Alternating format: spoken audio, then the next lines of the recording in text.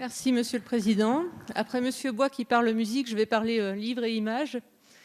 Dans le cadre de ma présidence du groupe Livre, j'ai été particulièrement alertée sur la situation des auteurs de bandes dessinées. Aussi, je souhaiterais vous interroger sur les dispositifs fiscaux de soutien à la diversité et à la créativité.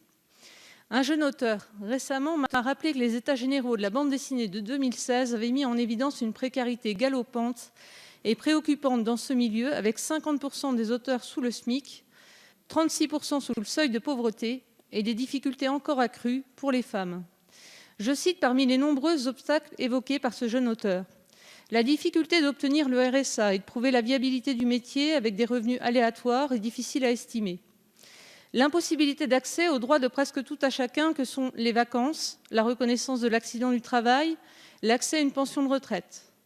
Un système d'avance sur droit qui ne permet pas une véritable rémunération au premier exemplaire vendu.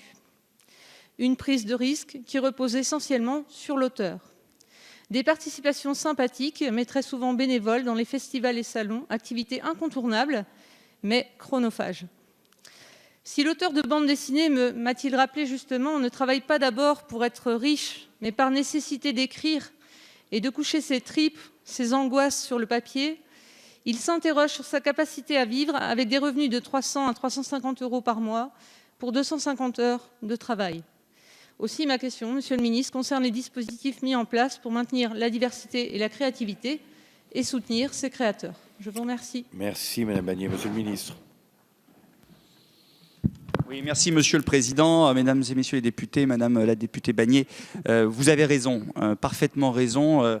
Les artistes auteurs et les auteurs notamment de bandes dessinées sont bien souvent dans une précarité importante.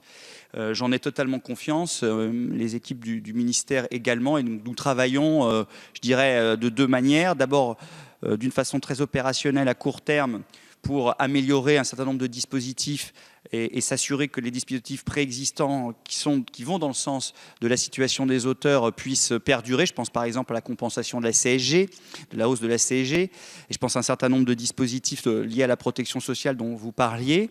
Et en même temps, j'ai lancé une mission, la mission confiée à Bruno Racine, qui permet de réfléchir à l'avenir des artistes auteurs de notre pays, qui doivent être au cœur des priorité de ce ministère et au cœur de la société plus largement. Et donc la mission Racine, qui est une mission prospective, a pour vocation de réfléchir donc à la situation des auteurs, tant dans leur formation que dans leur rémunération, que dans leur protection sociale, que dans leur éventuelle reconversion, dans leur retraite. Bref, de voir tous les aspects de la vie de nos artistes auteurs pour que la France reste, en matière de bande dessinée, mais plus largement en matière de création, une terre d'artistes. Merci.